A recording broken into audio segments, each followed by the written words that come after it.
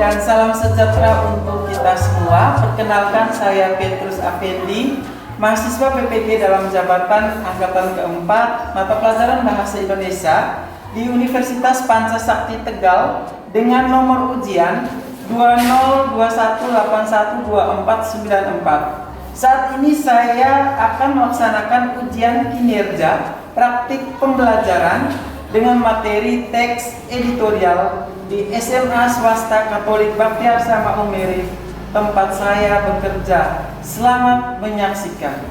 Selamat pagi anak-anak. Apa kabar hari ini? Baik, sehat, luar biasa. Oke, semuanya semangat ya? Ya, semangat, bagus sekali ya. Tadi tampak sekali dari wajah kalian bersinar ya, menunjukkan hari ini Anda siap untuk belajar. Marilah kita berdoa menurut agama dan kepercayaan kita masing-masing, sambil mengikuti doa yang saya bawakan menurut ajaran Katolik. Dalam nama Bapa, Bapa dan Putra dan Roh Kudus. Amin. Allah Bapa yang Maha Baik, pagi hari ini kami anak-anakmu kembali mengaturkan puji dan syukur kehadiranmu karena atas berkat, bimbingan dan penyertaanmu sehingga engkau memperkenankan kami untuk berkumpul kembali. Albertina Yohanita Bura, Hadir Pak. Dir. Anastasia Kumanireng, Hadir Pak. Anastasia Wulandari, Hadir Pak. Katarina Ricci, Hadir Pak. Elizabeth Malamangu, Hadir Pak. Elizabeth Colin. Hadir Pak. Terima kasih untuk kehadirannya.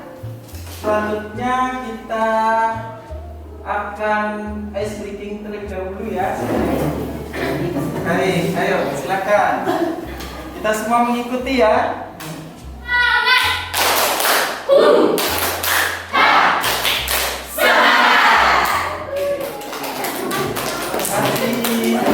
Saya mulai pembelajaran kita pada pagi hari ini.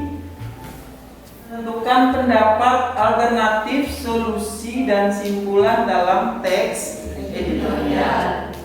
Nah, untuk kompetensi dasar dan indikator pencapaian kompetensi yang harus kita lewati hari ini adalah KD 3.5, mengidentifikasi informasi, pendapat, alternatif, solusi, dan simpulan terhadap suatu isu dalam teks editorial. Kemudian untuk indikator pencapaian kompetensinya ada 3. Yang pertama, menentukan isi informasi berupa pernyataan pendapat dalam teks editorial. Yang kedua, menentukan isi informasi berupa alternatif solusi dalam teks editorial. Yang ketiga, menentukan isi informasi berupa simpulan suatu isu dalam teks editorial. Melalui pendekatan saintifik dan model pembelajaran problem based learning, peserta didik dapat menentukan isi informasi berupa pendapat, alternatif solusi, dan simpulan suatu isu dalam teks editorial dengan cermat. Dan masuk di bagian berikut adalah pengertian teks editorial. Nah, seperti yang sudah saya sampaikan sebelumnya pada materi kemarin, untuk hari ini kita akan menekankan pada teks editorial tapi pada segi isi ya. Nah, untuk teks editorial itu sendiri adalah artikel utama yang ditulis oleh redaktur koran yang merupakan pandangan redaksi terhadap suatu peristiwa atau berita aktual, fenomenal, dan kontroversial. Oke, Ica, silakan. Pak, saya mau tanya, apa yang dimaksud dengan redaktur dan redaksi? Oke, bagus sekali ya, terkait dengan redaktur dan redaksi. Nah, mungkin ada yang bisa memberikan penjelasan? Redaktur itu adalah orang atau pemimpin ataupun juga staf, bisa juga wartawan ya. dari sebuah media harian ya yang bertugas untuk mengumpulkan data ya atau juga menulis ya. Dalam hal ini karena tulisannya adalah ta'alluq, jadi tugasnya adalah menulis. Kemudian untuk redaksi sendiri adalah badan yang memiliki kewenangan ya untuk menyusun atau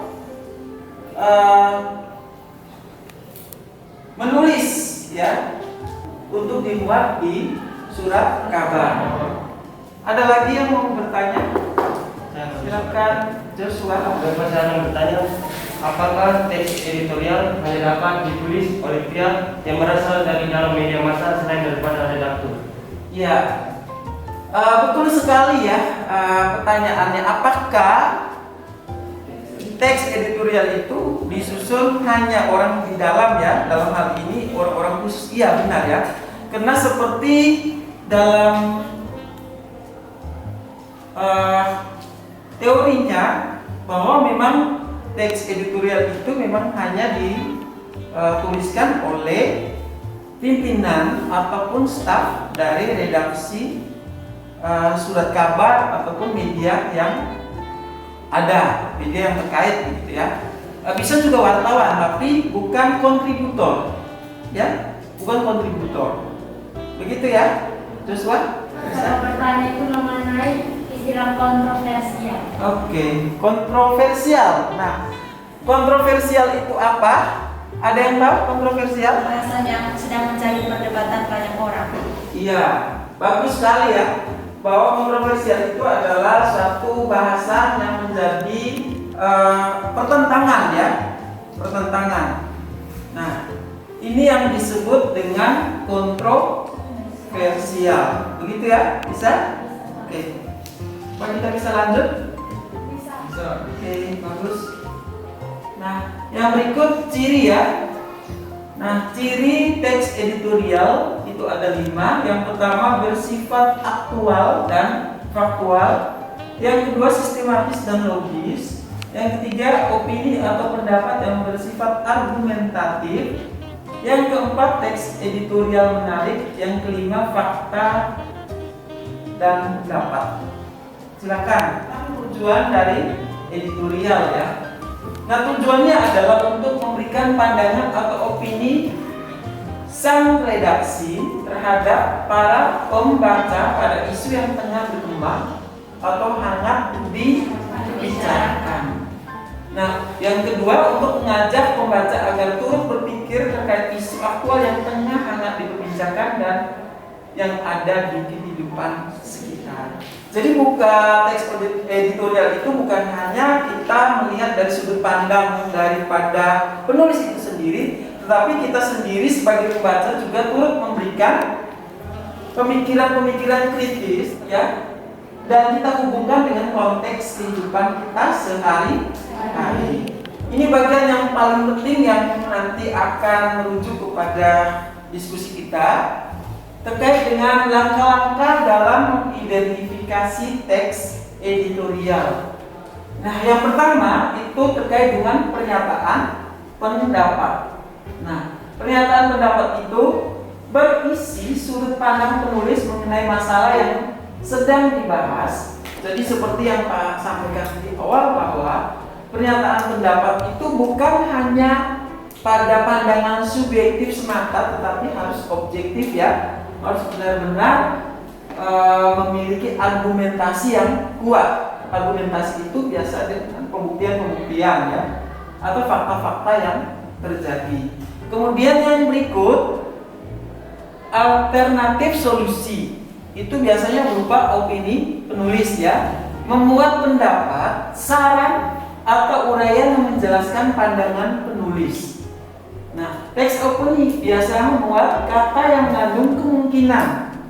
Misalnya mungkin, rasanya, seperti, dan sejenisnya. Nah, biasanya kalau muncul di dalam teks editorial itu adalah berupa kata-kata yang seperti mungkin, rasanya, sepertinya. Biasanya itu adalah opini penulis ya. pandangan daripada penulis itu sendiri. Nah, biasanya terdapat harapan daripada sang redaktur atau penulis dalam menghadapi permasalahan atau persoalan yang tengah dibahas atau diperbincangkan. Nah, ini 3 hal yang menjadi poin pokok penekanan dalam diskusi kita. Mungkin ada yang belum jelas ya, jadi Anda sudah memahami terkait dengan apa itu pernyataan pendapat, kemudian alternatif solusi dan kesimpulan. Diskusi kelompok, mari berbagi. Ya. Nah, apa yang kalian diskusikan? Yang didiskusikan adalah teks editorial yang berjudul penggunaan dana BOS di tengah pandemi. 15 menit ya untuk diskusi kelompok. Setelah itu nanti ada presentasi ya. Nah, presentasi itu boleh secara kreatif menggunakan PPT ya. Kemudian waktu presentasi dan juga tanggapan itu diberikan setiap kelompoknya 10 menit. Bisa ya? Bisa. Jadi itulah caranya.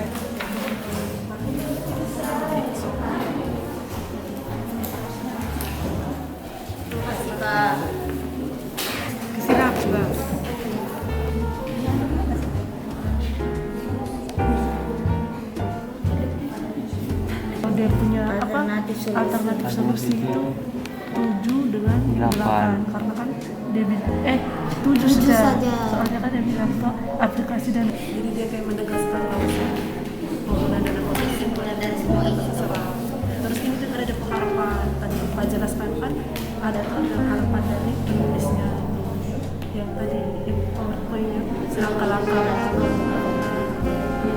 dia harapan ini harapan.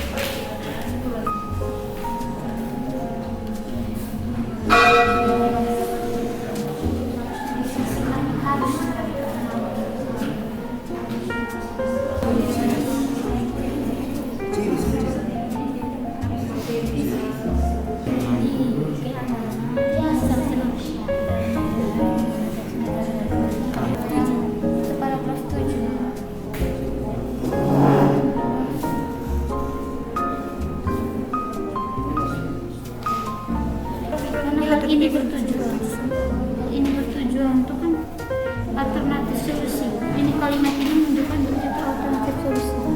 Ini bertujuan. Paragraf pertama kedua, paragraf kelima, ada ini tuh kan, ada beberapa paragraf yang kami lompat itu kan. Terus ada dia punya alternatif solusi. Jadi satu paragraf kita akan yang kalimat apa? Tidak, padahal sudah ada solusi.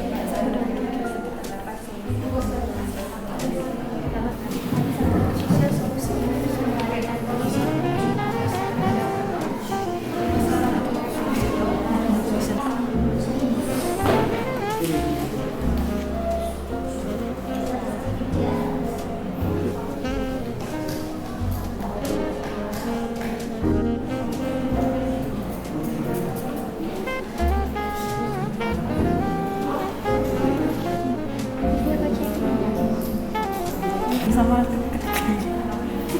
Hai Tuhan yo, berarti gitu hapus lah.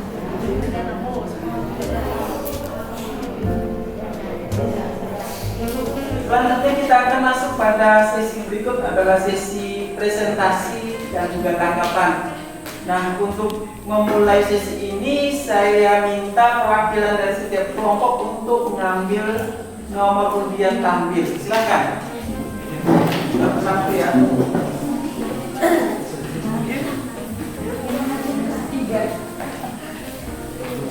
Silakan. Kelompok 1 dapat antrian berapa? Undian. 1, tepuk tangan.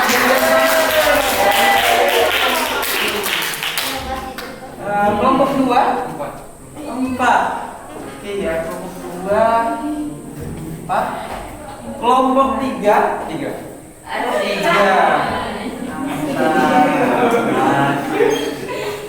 Kelompok 4 2. Oke, jadi yang akan tampil pertama adalah kelompok 1. Selamat pagi semuanya. Pagi. Masih semangat kan teman-teman sekalian? Suaranya coba suaranya dikeluarkan sedikit. Baik, yang pertama kita disuruh untuk menentukan informasi berupa pernyataan pendapat dari teks penggunaan dana bos di tengah pandemi. Dari kelompok kami memilih kalimat nomor 1, 2, dan 3. Seperti yang sudah Pak jelaskan tadi, bahwa dalam pernyataan pendapat itu harus ada argumen dari sang penulis dan juga ada berupa bukti atau alasan untuk menguatkan argumen dari sang penulis. Jadi sudah kita lihat dari teks kalimat dari PowerPoint ini bahwa di kalimat 1 dan 2 itu merupakan argumen, dan kami memilih ini karena pendapat ini sudah sesuai dengan apa yang sudah Pak jelaskan tadi, sehingga kalimat 1, 2, dan 3 ini lebih tepat dan lebih cocok untuk masuk ke pernyataan pendapat berupa tesis. Selanjutnya,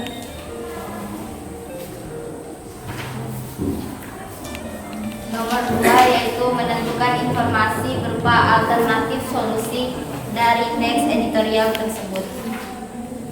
Di sini kami memilih kalimat nomor 7. Kami memilih kalimat nomor 7 karena dalam kalimat nomor 7 itu tercantum solusi tentang masalah yang sedang diperbincangkan dalam teks editorial, dalam hal ini penggunaan dana bos di tengah pandemi.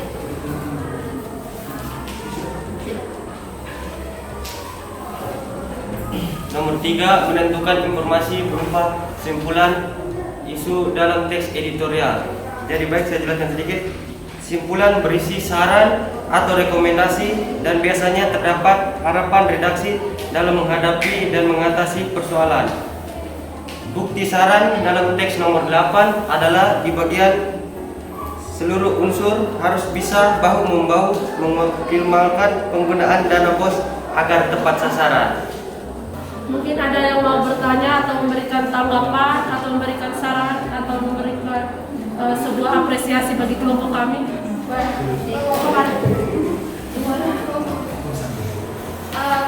Kelompok kami, kelompok 1 sudah memberikan hasil diskusi dengan baik, terutama tadi cara menjelaskannya juga secara rinci, dan kami bisa lebih mengerti lagi. Terima kasih. Terima kasih dan kelompok 2. Dari kelompok lain ada yang ingin. Baik, terima kasih. Jadi untuk tanggapan positif dari antara kelompok, PowerPoint yang sudah dibuat itu cukup menarik. Jadi bisa terlihat pada jelas juga isi dari secara keseluruhan dari jawaban dari teman-teman kelompok. Mungkin untuk yang coba bisa tampilkan lagi yang untuk nomor 2 yang solusi. Oke, silakan. Menurut teman-teman yang bagian alternatif solusi hanya untuk kalimat yang nomor 7. Mungkin ada tambahan dari kami untuk solusinya itu ada juga di nomor 6. kalimat nomor 6, di mana ada beberapa solusi, misalnya itu perubahan-perubahan yang dilakukan harus bisa disikapi dengan lebih bijaksana, dan alokasi dana yang tidak digunakan sejatinya digunakan untuk kegiatan pembelajaran supaya lebih maksimal lagi. Mungkin hanya itu dari kelompok kami. Kelompok 4 merasa presentasi sudah bagus, jadi teman-teman sudah menyampaikan, jadi kami rasa kelompok 4 tidak perlu menyampaikan. Sudah mantap intinya, sudah masuk. Terima kasih semua kelompok. Kami dari kelompok 4 akan mempresentasikan atau memaparkan hasil diskusi kami tadi. Informasi berupa pernyataan pendapat dari teks tersebut terdapat pada paragraf 6 menurut dari kelompok kami, Pak. Paragraf tersebut termasuk pernyataan pendapat dari teks karena menunjukkan pandangan dari penulis. Penulis mencoba untuk meyakinkan pembaca atas pendapat yang ia berikan melalui kata "belum lagi" yang menggambarkan sudut pandang atau pemikiran pendapat dari penulis. Informasi berupa alternatif solusi dalam teks editorial tersebut ditunjukkan pada paragraf ke-7 yang berbunyi, perubahan tersebut perlu dibuat kebijakan, diatur dengan regulasi yang jelas. Aplikasi dana BOS perlu disesuaikan agar penggunaan dana BOS bisa terpantau dengan mudah. Hal ini bertujuan untuk meminimalisir penggunaan dana BOS yang tidak sesuai dengan ketentuan. Paragraf tersebut termasuk ke dalam alternatif solusi, dikarenakan dalam paragraf tersebut terdapat tujuan atau solusi untuk meminimalisir penggunaan dana BOS yang tidak sesuai dengan ketentuan. Informasi berupa simpulan isu dalam teks editorial tersebut terdapat pada paragraf ke-8.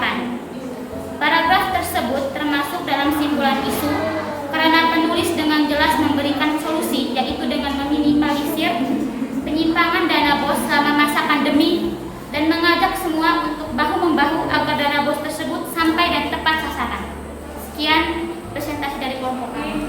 Saya memberikan sedikit masukan kepada teman-teman supaya kalau bisa, walaupun sekarang kita zamannya teknologi, tapi kalau bisa kalau mau menjelaskan sesuatu menggunakan teks, jangan pakai HP. Terus kalau bisa hafal sedikit materinya agar lebih jelas bahwa kalian sedang menjelaskan, bukan sedang membaca. Sekian dan terima kasih. Ya, baik. Terima kasih sebelumnya. Apresiasi untuk teman-teman dari kelompok 4 karena sudah memaparkan hasil presentasi dengan baik. Sedikit masukan untuk nomor 1 di pernyataan pendapat itu dijawab pada kalimat yang ke-6. Menurut kami kalimat ke-6, pernyataan yang ke-6 itu merupakan sudah termasuk dalam alternatif solusi. Dan untuk pernyataan pendapat biasanya terdapat pada paragraf-paragraf awal karena berisi tentang pandangan penulis, juga pembahasan pernyataan secara umum tentang permasalahan yang diberikan. Jadi mungkin itu sedikit masukan dari kami. Terima kasih. Terima kasih buat teman Delvin yang sudah mengkritiki hasil jawaban kami. Jadi menurut kami di kalimat awal dari paragraf 1, 2, dan 3 itu merupakan pengenalan isu, Pak. Jadi bagian penyampaian pendapatnya itu di paragraf ke-6 dengan tadi sudah ada kalimat penegasannya itu belum lagi dan perubahan tersebut seharusnya itu di sini penulis masih menafsirkan. Jadi menurut kami dari kata ini sudah bisa diketahui bahwa ini masih pendapat penulis. Oke, jadi kami menerima pendapat dari kelompok 4 yang mengatakan bahwa pernyataan pendapat terdapat pada pernyataan nomor 6. Tetapi menurut kami sendiri di sini pernyataan pendapat itu terdapat pada pernyataan nomor 1, 2, dan 3. Terima kasih. Karena biasanya pernyataan pendapat itu terdapat pandangan, sudut pandang dari penulis beserta dengan argumentasinya, dan biasanya terdapat pada awal-awal paragraf. Terima kasih buat kelompok 2 untuk proyeksinya jadi jawaban dari saya terima.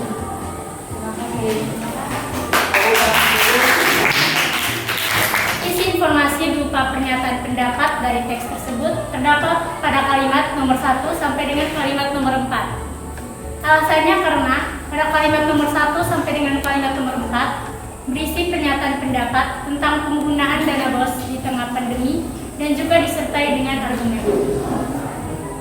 Pada kalimat nomor 1 berisi pernyataan bahwa pengelolaan dana BOS secara terbuka melibatkan pengelola sekolah dan kepala sekolah bertindak sebagai penanggung jawab, sedangkan argumen yang mendukung pendapat tersebut itu terdapat pada kalimat nomor 4. Pada kalimat nomor 4 tersebut mengatakan bahwa adanya pandemi COVID-19 memberikan dampak yang cukup signifikan bagi dunia pendidikan yang dapat mengakibatkan rancangan anggaran pendidikan selama 6 bulan ke depan atau bahkan 1 tahun ke depan dapat mengalami penurunan.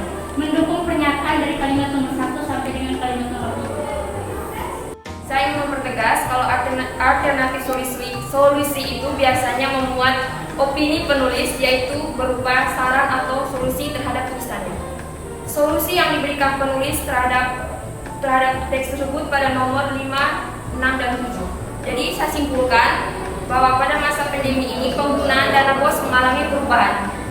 Penulis memberikan solusi jika terjadi perubahan perlu disikapi dengan bijaksana.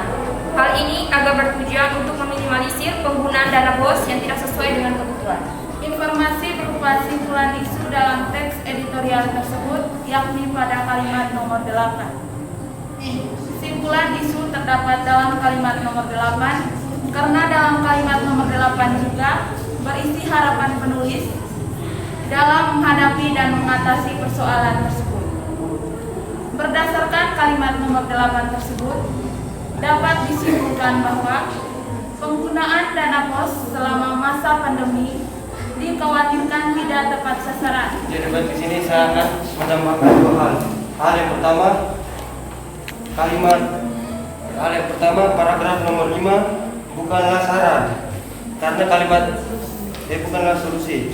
Karena nomor 5 itu hanya memperjelas dari paragraf keempat. Yang kedua, karena solusi itu merupakan kalimat yang memberikan penyesuaian dalam suatu masalah. Itu saja. Sekian dan terima kasih. Baik, terima kasih. Jadi untuk yang kelompok 1 katakan mengenai alternatif solusi, menurut kami yang kalimat nomor 5 itu juga termasuk alternatif solusi karena di dalamnya itu sudah ada kata pemisalan. Misalnya. Selain itu pada kalimat nomor 5 itu ada beberapa solusi yang bisa diberikan, yaitu adanya penghapusan beberapa ujian, yaitu penilaian tengah semester dan penilaian akhir semester. Dua tindakan penghapusan tersebut itu juga bisa masuk dalam salah satu solusi dari masalah tentang penggunaan dana BOS di tengah pandemi. Memang seperti yang dikatakan kelompok 3 tadi, mereka memilih itu termasuk dalam kalimat solusi karena ada kata misalnya. Memang di situ ada kata misalnya, tapi yang kata misalnya di sini itu dimaksudnya bukan untuk solusi, melainkan kayak untuk mendukung argumen yang pada kalimat 1, 2, dan 3. Contohnya itu ujian nasional dan beberapa yang lain. Jadi menurut kami itu tetap sebuah solusi untuk menghadapi permasalahan tentang penggunaan dana BOS di tengah pandemi. Setiap orang berbeda-beda, jadi mungkin dari kelompok 3 pendapatnya itu bahwa pernyataan yang 5 itu merupakan alternatif solusi. Tapi dari kami kita bahwa pernyataan yang 5 itu belum termasuk dalam alternatif solusi. Terima kasih.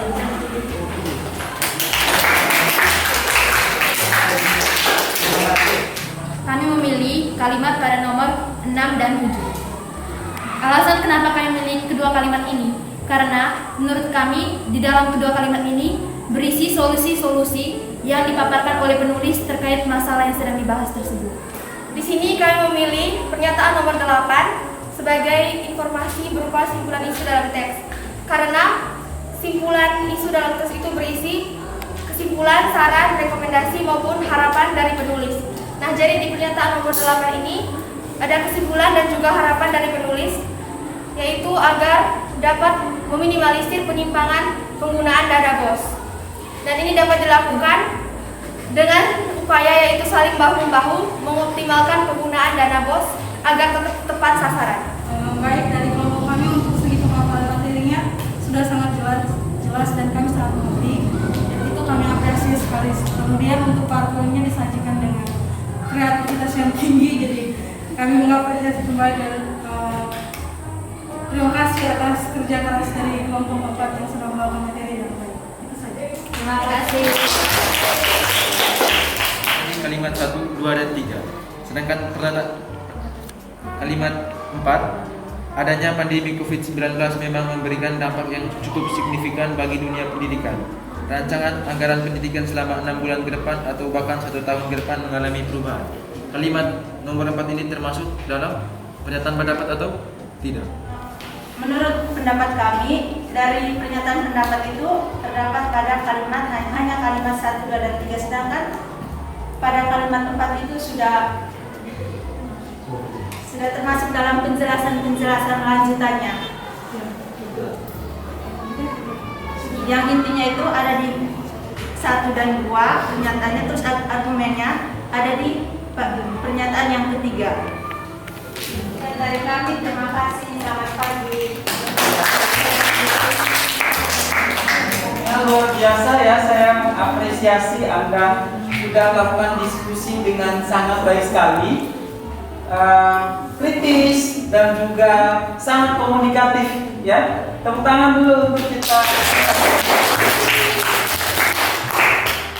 Nah, sebagai ulasan akhir, saya akan memberikan kesempatan terlebih dahulu untuk kalian memberikan, salah satunya memberikan kesimpulan dulu. Selanjutnya nanti akan saya ulas. Dari menurut saya adalah teks editorial adalah artikel utama yang ditulis oleh redaktur koran yang merupakan pandangan reduksi terhadap suatu peristiwa. Teks editorial sendiri memiliki 5 ciri, yaitu 1. Bersifat aktual dan faktual, 2. Sistematis dan logis, 3. Opini atau pendapat, 4. Teks editorial menarik, 5. Fakta dan pendapat. Dalam teks editorial juga memiliki 3 cara untuk menentukan isinya, yaitu menentukan pernyataan pendapat, menentukan alternatif dan solusi, dan yang terakhir menentukan kesimpulan. Baik, terima kasih Widya untuk kesimpulan. Saya kira sudah saya menggarisbawahi beberapa poin. Nah, yang pertama terkait dengan pernyataan yang berupa pendapat, ya. Pernyataan berupa pendapat itu kita perlu lihat kembali ya, pernyataan pendapat itu kan harus di sebuah argumen ya, sertai sebuah argumen, sehingga ya paragraf nomor 1, kemudian nomor 2, nomor 3, nomor 6 dan 7 itu alternatif solusi. Sudah tampak jelas di situ ya. Nomor 8-nya itu di paragraf nomor 8 itu termasuk pada bagian simpulan ya. Tadi ada yang 6 dan 7 itu sangat kelihatan ya, bahwa sang redaktur sendiri itu menegaskan akan adanya perubahan harus disikapi secara baik, disikapi dengan bijaksana. Selanjutnya di paragraf 7 itu sudah sangat jelas bahwa aplikasi dari BOS perlu disesuaikan agar penggunaan dana BOS bisa terpantau dengan mudah. Hal ini bertujuan untuk meminimalisir penggunaan dana BOS yang tidak sesuai dengan ketentuan. Begitu ya. Nah, tetapi yang saya lihat tadi Anda sudah melakukan diskusi dengan sangat baik sekali, kritis dengan beragam pendapat yang berbeda. Tentunya ini akan memberikan pemahaman yang lebih terkait dengan materi kita hari ini ya. Nah, saya akan membagikan sticky note dan silakan Anda boleh mengisi di sticky note ini terkait dengan pandangan Anda terkait dengan pembelajaran hari ini. Boleh dalam bentuk emoticon atau simbol atau lambang begitu ya, atau bisa dalam bentuk tulisan singkat begitu ya. warna pink ya, ini nanti akan didominasi dengan pendapatan Anda yang positif. Anda merasa puas begitu terkait dengan pembelajaran. Sedangkan yang di hijau itu akan merujuk pada tanggapan Anda yang mungkin Anda puas saja, tapi belum berkesan begitu ya. Tapi yang di kuning itu berarti Anda kurang puas dengan pembelajaran. Terus nama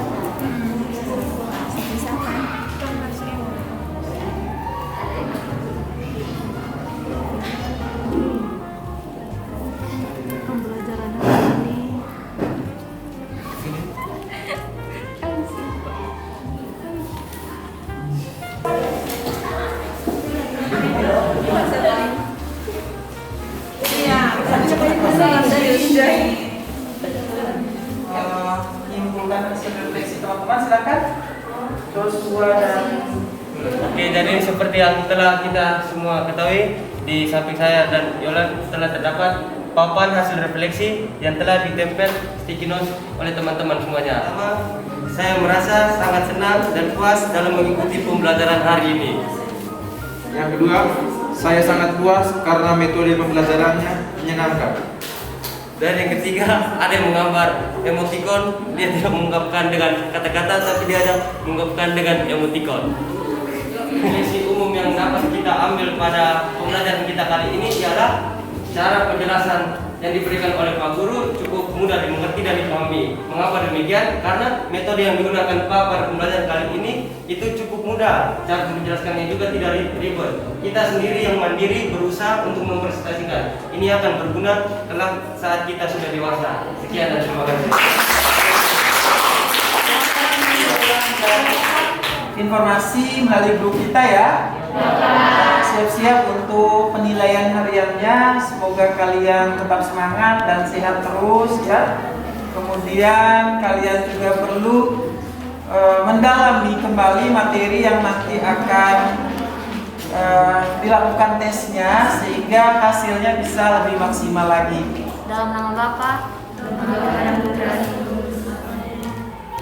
Allah Bapa dalam surga, terima kasih untuk penyertaan-Mu kepada kami semua selama pembelajaran ini. Semoga apa yang telah kami terima dapat berguna bagi masa depan kami. Sekian dan terima kasih. Selamat pagi dan salam dan bahagia. Terima kasih.